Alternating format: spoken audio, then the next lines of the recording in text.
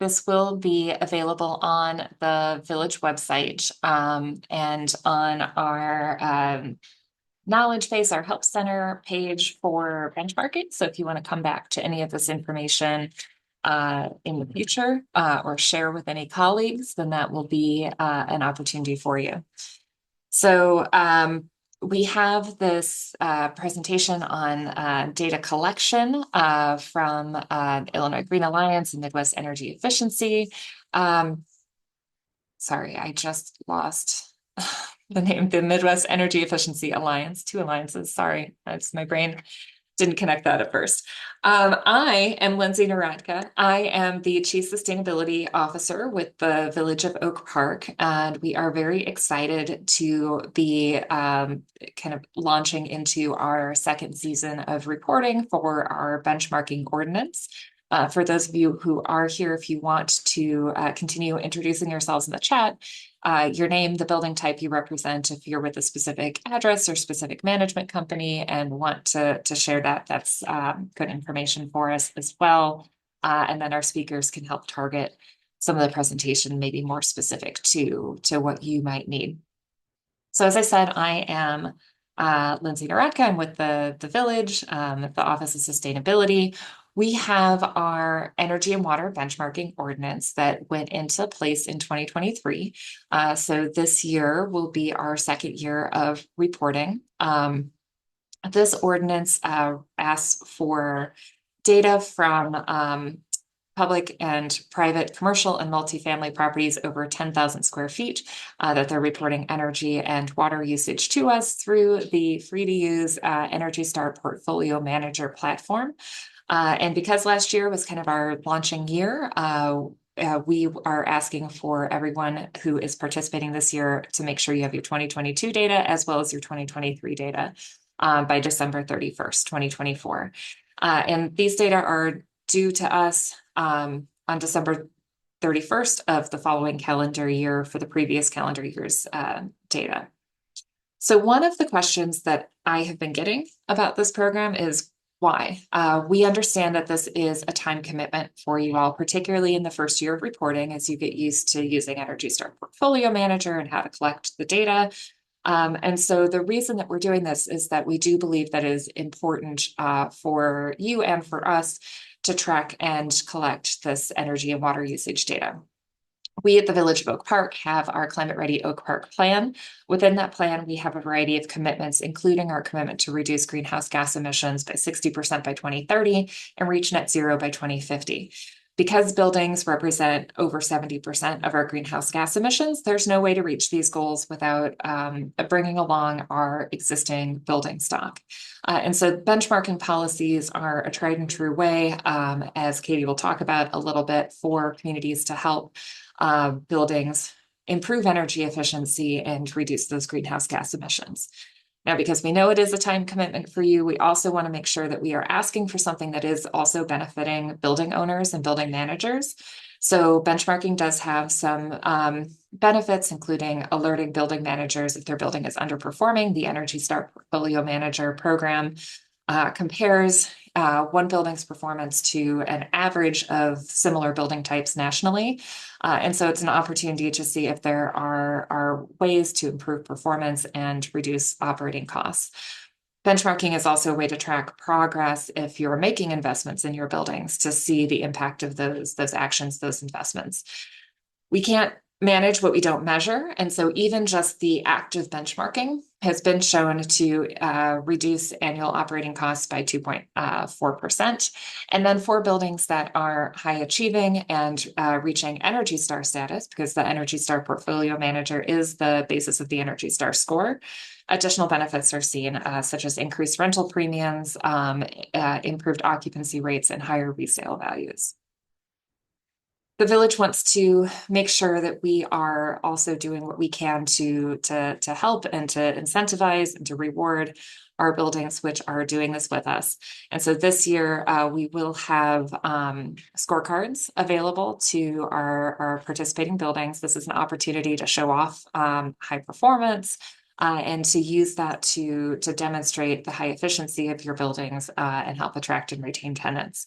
This is the first year that we have transparency for the program as well. So there will be a map of covered properties, and that's another opportunity to demonstrate the work that is being done on your buildings. I also get asked what's in it for the village other than trying to reach these goals. And for us, it is additional data to understand what it is that our buildings, our building owners and managers need from us to help to improve efficiency. And it is data that we can use to build out programs, build out incentives, build out assistance. And we'll hope to do that in the into next year, start introducing some of those things.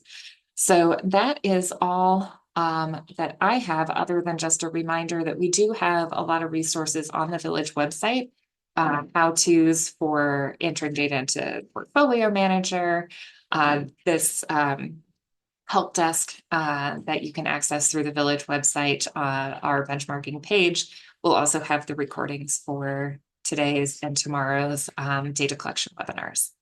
And with that, I'm going to stop sharing my screen and pass it over to Katie. So thank you very much, everyone, for being here. Thanks so much, Lindsay. And I'm Katie Klusny. I am the Deputy Director at the Illinois Green Alliance and also run a project called the Building Energy Resource Hub, which is offering additional support for folks with benchmarking. It's my favorite thing to talk about, so I'm sorry if I sound too excited on this call, but I'm going to go ahead and share my screen. I have a deck to run through, and I see that, let me make sure that it's sharing correctly. Is that good, Lindsay? Yes? Yes, looks good. All right, great. So I'm going through today on some prep for our data jams, which are in 2 weeks. I saw in the chat that there's some folks here from different commercial spaces, maybe one multifamily, and if there's any other building types that aren't covered yet that you're on here for, please let me know. But I'm also, as Lindsay mentioned, this is going to be recording on the village website. So I'm going to talk about a couple of different common building types that are covered as well to make sure that that data collection is included also in this recording. Let's see. So I already did my intro. There you go. And Lindsay talked a little bit about why we benchmark. I'm going to go into it a little bit further. I'm going to explain a little bit about a data jam. I'm going to talk about what we need to bring.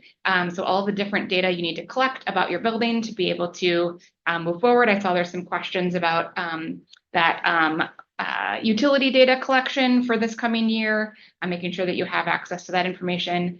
And then I also will stay on after the webinar. So if there's any specific questions about your property or your building that I don't cover, that you want to stay on and ask questions after the recording, I will stay on for that as well.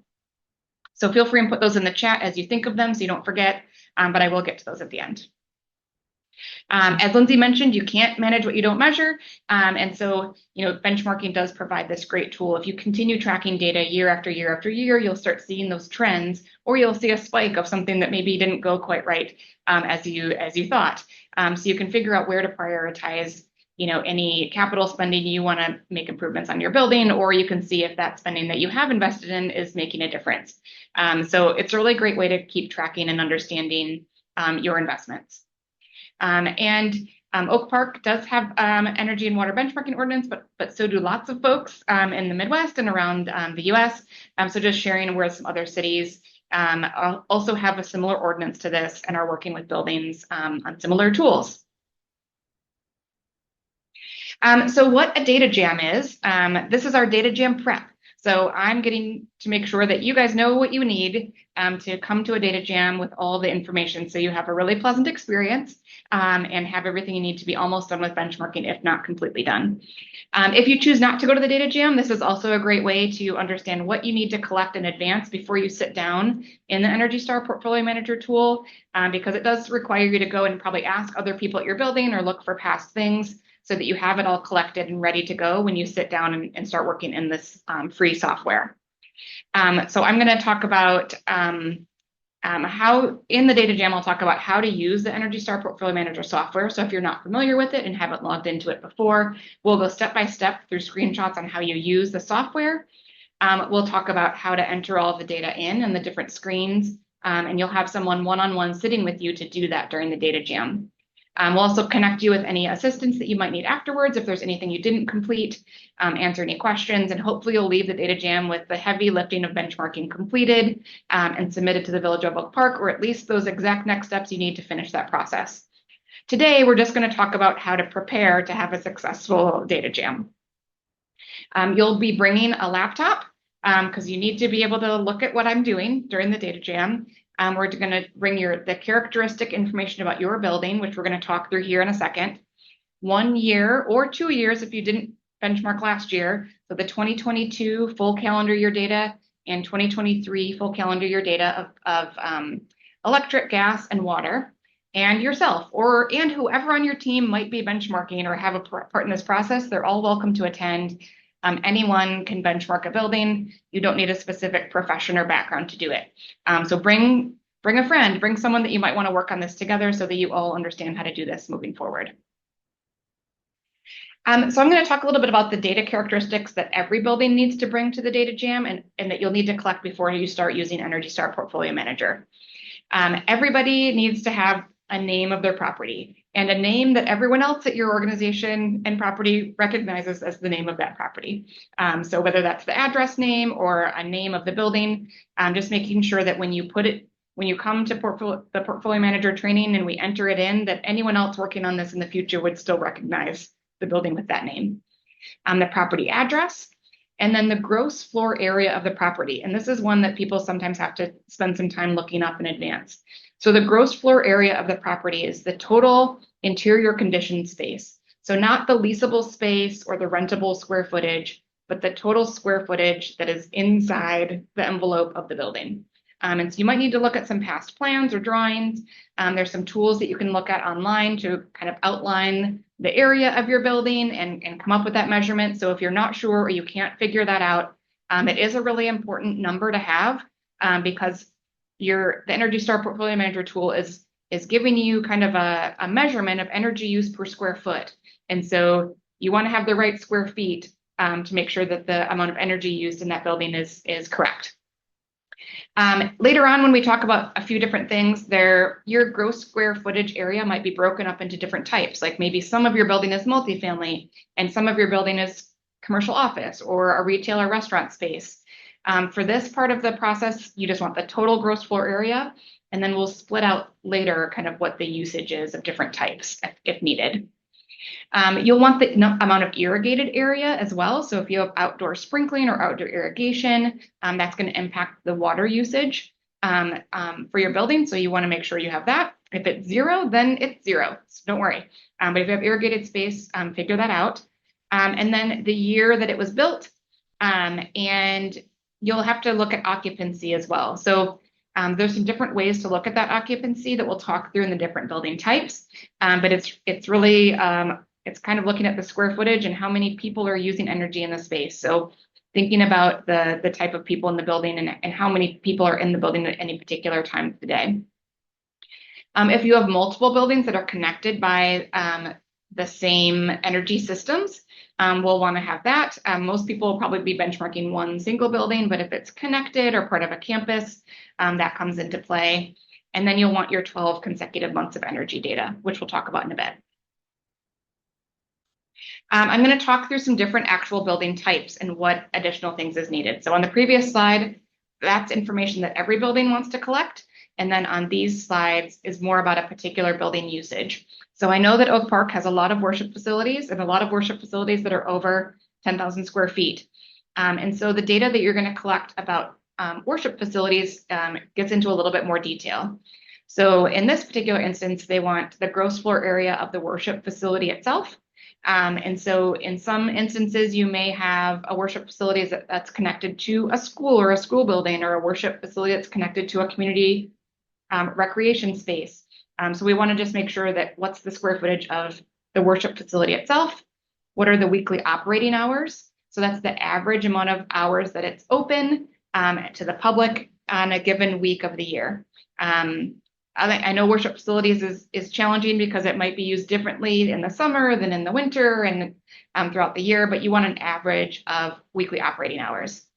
This one also is looking at seating capacity. So how many people could be in that worship space at one particular point in time. and looking at other things that might use energy within the building. So is there a gross floor area that is used for food preparation? Meaning, like, is there a commercial kitchen? And then the percent that can be heated and percent that it can be cooled. And this might be 100% for both of those items, but sometimes there are areas of a facility that's unconditioned space. And so that's just something to take into consideration. There's also some other information that's optional, but might help you better calculate your score or your energy usage if you have this information. So this one is around the number of commercial refrigeration or freezer units. If you do have that commercial cooking or food prep space, then how many appliances or large appliances are in that space using energy. Again, if there's a number of, maybe there's office area or something like that. So number of computers that might be used, the number of weekdays that it's open, not just on the weekend, and then again, the cooking facilities portion. So this just gets into a little bit more detail on the worship facility specifics. There is also a question that you don't have to answer, but it's an optional question about the height of the largest part in the chapel. So if it's a worship facility that has a kind of domed space, is also looking at that. That's all conditioned space as well.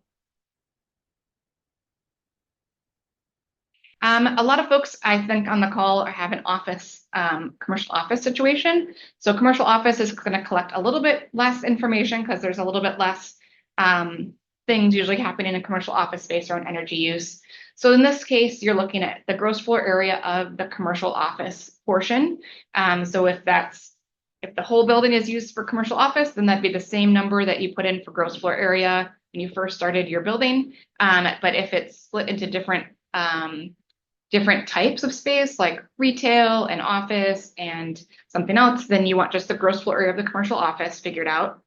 What are the average weekly operating hours? So, that might be 40 hours if it's a building that's only open 9 to 5. It might be 60 hours if there's, people that are coming in earlier or typically staying later on an average week.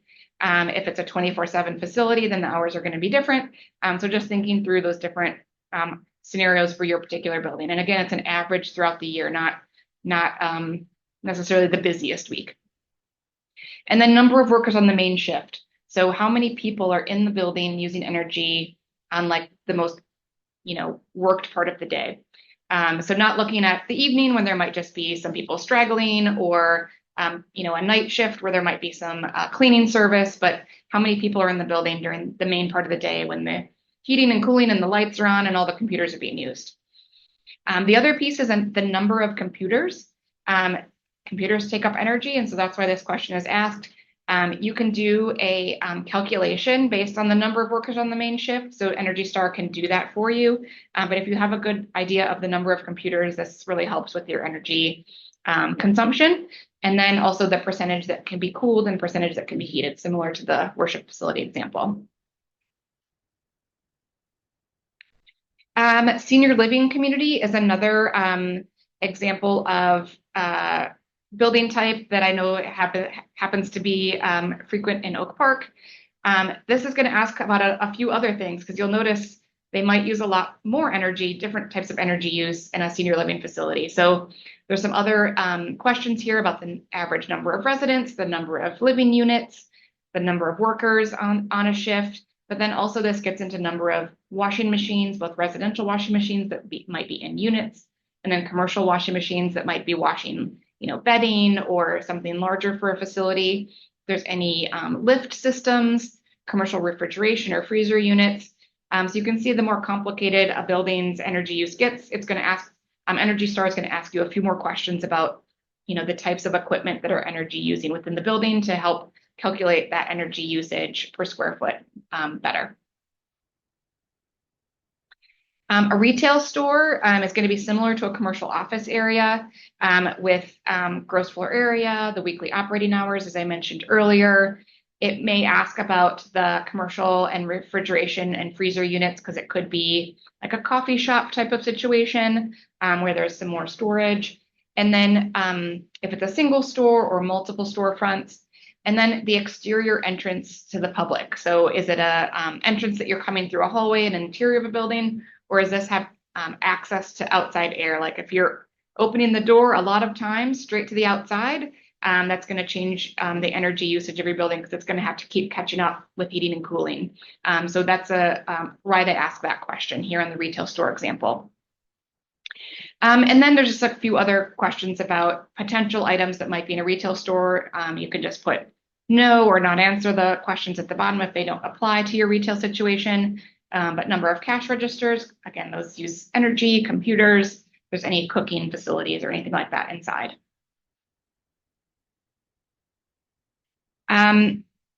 So those are all the different types of, there's lots of different types of buildings. There are actually 80 different primary use types in Energy Star Portfolio Manager.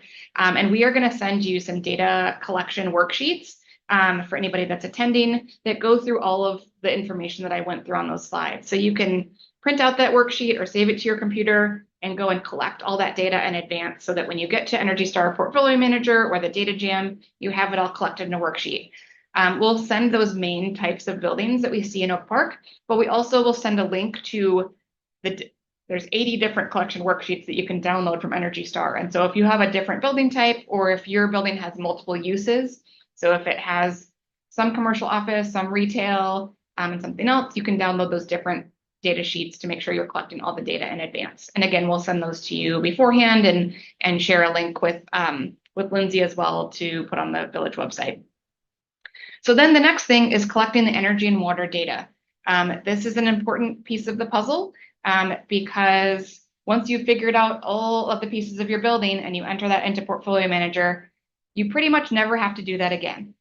So once you've set it up and you've got your gross square footage and your percent heated and cooled and the number of workers on the main shift, unless your building significantly changes its use or function or the amount of occupancy, that should be something you don't have to mess with a second time. But every year, you'll have to enter your energy and water usage. And so you'll focus on that, making sure that that's in by December 31st of this year and any further year as well. So accessing energy and water usage can be easy and it can be complicated. And I'm going to talk to you about how to collect it. So what you're going to be collecting is 12 months of water use data, which you can get from the Village of Oak Park. I'm going to talk about how to get that. You're going to need 12 months of electricity usage data, and you may have that from bills. If you manage the entire property and you pay the bill for the whole building, then you may be able to just log into your ComEd account or whatever secondary partner that you might use for electricity usage, have those past 12 months of bills and manually enter them into Portfolio Manager. If you have a building that has multiple tenants or multiple spaces that are leased out, you're going to need to request whole building aggregated data. So from one of the utilities, from both the gas utility and the electric utility, which means that you are asking the utility to take all the tenants associated with the address in your building and combine all of that energy usage into 12 numbers for all the energy usage in January, all the energy usage in February. So then you have those 12 numbers that you can add into Portfolio Manager. And the way that this collection works is it keeps it anonymous. You're not able to tell which one tenant is using which type of data, but you're still getting that whole energy usage. So I'm going to talk through that. I'm going to spend a little bit less time on the bills part. So if you have your access to the whole building's bills, you should just find those and bring them. But if you don't, you're going to need to make these requests with the utilities in advance so you can come to the Data Jam with this data.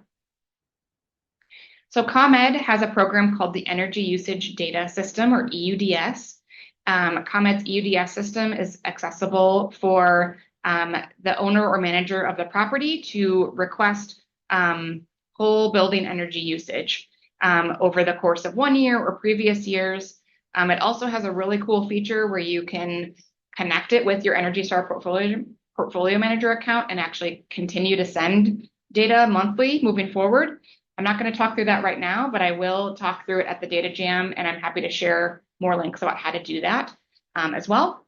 But the first thing you need to do, and the thing you need to do as soon as possible so that you have it for the Data Jam, is to fill out an enrollment form to request access to this data. The link is on the webpage. We'll send it afterwards, but I have a screenshot of what the ComEd website looks like once you go to this website. So basically you have to click this enrollment form, which is a PDF. It downloads the PDF. You have to fill it out with your information saying you're qualified to request this data. You put in the address of your building. If you have multiple addresses for your building, you'll enter those later. So you just have to put the main address associated with the account or the primary account with the building. If you have multiple buildings, you can flip over the backside of the paper and put all those addresses on there if you want. Or once you get access to this tool, you can add additional buildings later. But anyways, you fill out the form and then you email it back to ComEd. There's an email address right on this website. It's on the form when you download it. You send it back to them, and then within 48 to 72 hours, you'll get a login email. And you have to click that login link within 7 days, or you have to start this process over. So it's only valid for 7 days. But you'll click the link, it'll bring you access into your EUDS account, and then you'll be able to request data. There's an instruction guide that's very thorough that's on this website under where it says additional resources here. And you can walk screenshot by screenshot through the things that you need to do to request the data and put it in Portfolio Manager. So again, we'll walk through that in the data jam. But if you wanted to get started and see if you can do it, all of those resources are here on the page. To request NICOR gas data, this might take a little bit more than 48 to 72 hours. And so I recommend, again, that you look at the information on the Village of Oak Park's website, where there's a really thorough information about how to request this from NICOR. It's also here on this slide. But you're basically filling out an Excel spreadsheet with information about the different gas meters at your building, the meter numbers, the address associated with those meters. And then you have to email it to this email address here on the website, and then send an email asking for whole building aggregated data to comply with Oak Park's mandatory benchmarking ordinance. And I would highly recommend that in your email you say exactly what's on this slide so that they're sending it to the right folks and they're getting you the information that you need. And you're going to ask for data. I'm sorry, this slide has last year's data, but if you haven't done it yet, you'll ask for the dates that cover January 2022 through December 2022, and then again for January 2023 to December 2023. So if you already have done it once, you're just asking for last year's data. If you haven't done this yet, you'll want to request 2 years of data. And if you have any trouble with that request, feel free and reach back out to me. I'm happy to help navigate this process. And then the Village of Oak Park water data, that is collected through the water department billing. And you can ask for this information from the water department. They will send you the information. A lot of times it's not billed over 12 different months, but maybe 4 times a year or every other month, depending on the type of building that you are. You still want to make sure you have data from January 1st through December 31st of 2023. It doesn't, again, matter how many times that's billed. We'll be able to enter that in if you gather that from Oak Park. Lindsay, before I move on, is that still the correct way to collect this for NOMI? Excellent. Yes. Great. Sorry, I forgot to ask you that before I started. And then yeah, I will just say that we do realize that there's might be a way that we can make that a little bit easier, and we are working on that. But for this year, that is still a process. Yep. Awesome. It's really quick. I remember people asking for it and getting it within the day or the next day. So this is a fast process, but again, something you'll want to do as soon as possible so that you can navigate that timing to get it back and bring it to the data jam. Yeah, and I've talked with our water billing department, and so they know that we're coming back up on this and to expect those requests. So excellent. And then if you get ambitious and you've collected all of this data and you wanted to just get started and see what Portfolio Manager is about, if you haven't started an account already, anyone can create a Portfolio Manager account. But we recommend only creating one account for your building. But any person can have a Portfolio Manager account. You can have multiple people at your building that all have their own login and password to Portfolio Manager, and then one building profile that you're able to share amongst yourselves. And so during the data jam, I'll show you also how to share data how to share a building within multiple people. But one thing that you may want to do ahead of time is set up this account. So you go to portfoliomanager.energystar.gov. You'll see circled over on the right-hand side of the screen. You can create an account or log in with a username and password if you've already made one. And it's going to ask you, it's going to send you an email and ask you to verify that it's you and the email address is correct. So if that's something that you want to do in advance of the data jam, just so that you've created your account and you have that verification email and your username and password set up. Otherwise, we can do that during the data jam as well. But it's just your personal information. It's not the building information yet. It's just who you are, kind of like setting up an account with any other type of software. It's going to ask you for a username and password, your first name and last name, email, confirm email, phone. It's just, again, like setting up your own personal account, not your building's account. And then once you've clicked that verification email that you get after setting it up, it'll bring you back to this screen. And this is your portfolio manager platform. And so this is what we'll spend time in during the data jam, is how to add a property and enter all of that data that we talked about collecting, from the characteristics to the utility data. And we'll go in and set all of that up for you during the data jam. We'll use the sharing tab and show you how to share and connect with the Village of Oak Park if you haven't done that already, to be connected to report, how to share with someone else within your organization if you're going to be working on it together, and then just go through all of that information. So I am going to stop there because that is the data jam prep. I'm going to remind you that you need a laptop to collect all of those data collection worksheets with your building characteristics, and then that 1 or 2 years of utility and water data, if this is your first year doing it, and yourself and your friends at your building to do this together. And we're going to have a really fun time. I promise. It's overwhelming to look at it to start, but most people that leave Data Jam are smiling and happy. And so we're going to figure out how to do all of the things, get you set up, and feel comfortable with the software and being able to do this on your own moving into the future. Our contact information is here. We have Lindsay from the Village of Oak Park, me from Illinois Green Alliance. I've been talking with you today. I put Maddie's email address, but Allison's information or name. But Allison and Maddie from the Midwest Energy Efficiency Alliance have been helpful. They will be there as well for the data jam, and we'll bring some volunteers that are really experienced using Portfolio Manager to the data jam as well, to help you out with everything. So with that, I hope that you have a happy time collecting data about your building, and I'm happy to take some questions from folks about their specific buildings if I didn't answer it directly. So I'm going to stop sharing so that I can see you all. Thanks all for coming.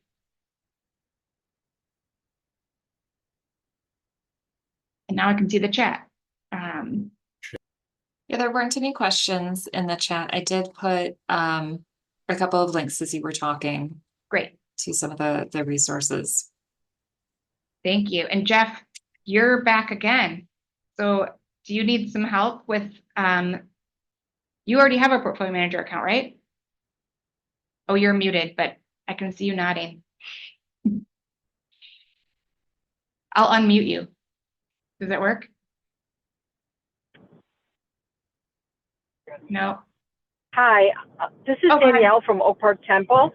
Hi, Danielle. And I'm on my cell phone, so I apologize because I'm not sure, if I'm available. But the question is there any way that you can help me in particular? I don't know if other people are having that, but the water department for Oak Park is very difficult getting data and reports from. We actually tracked out a major error from the Village of Oak Park and ended up getting a $22,000 refund. So is there somewhere that you can help facilitate that with all of the property owners? I'm going to shoot that one to Lindsay or Nomi. I will jump in and just saying, thank you so much for that feedback. So that is definitely something that we can do differently this year. If you are not receiving a response from the water department, you have Lindsay's contact information, and I can put mine in the chat as well. Feel free to send us an email and we can get you that report and all of that data.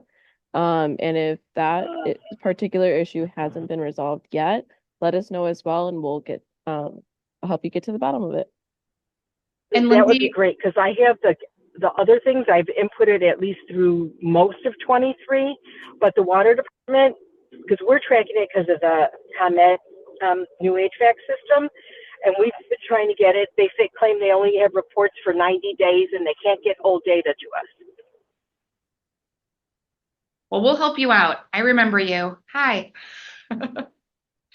Yeah, I was gonna say too, if you want Hi. to shoot myself or Nomi an email, maybe the easiest one since you're on your phone is just sustainability@oak-park.us. Perfect. Then we can. I got you guys in my email, so Okay, great. I'll just privately email it, but that's been one of my major frustrations.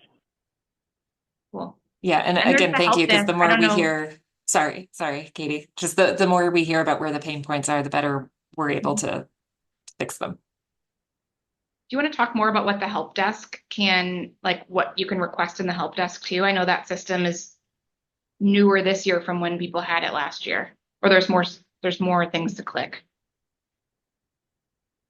Naomi, I'm going to defer to you because you have more experience with it. Absolutely. So this year we do have a help desk through Beam, and that is the portal that Lindsay referenced in her presentation through our village website.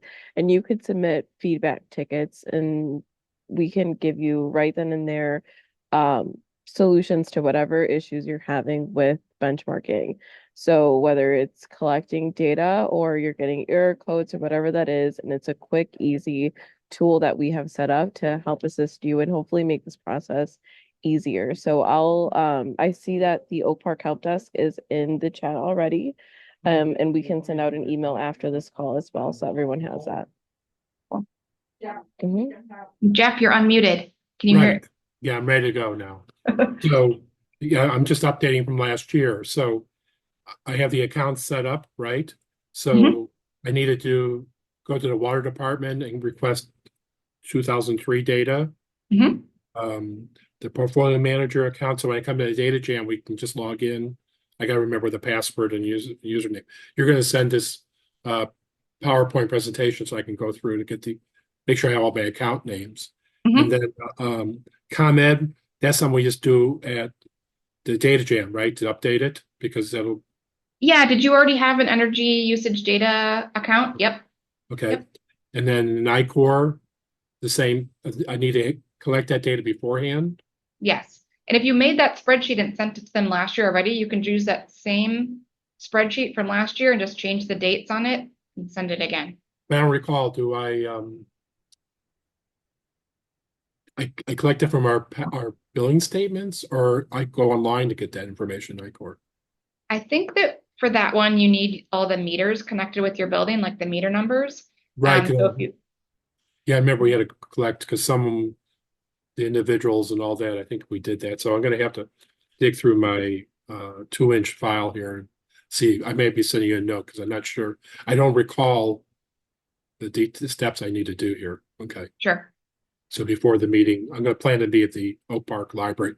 That's 4 o'clock rather than during lunch hour this time, right? Correct. Okay. Yes. Okay.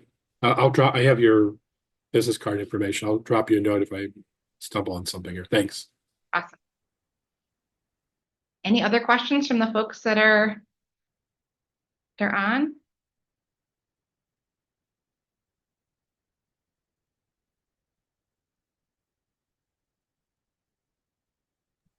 All right, well, I'm going to go ahead and stop recording.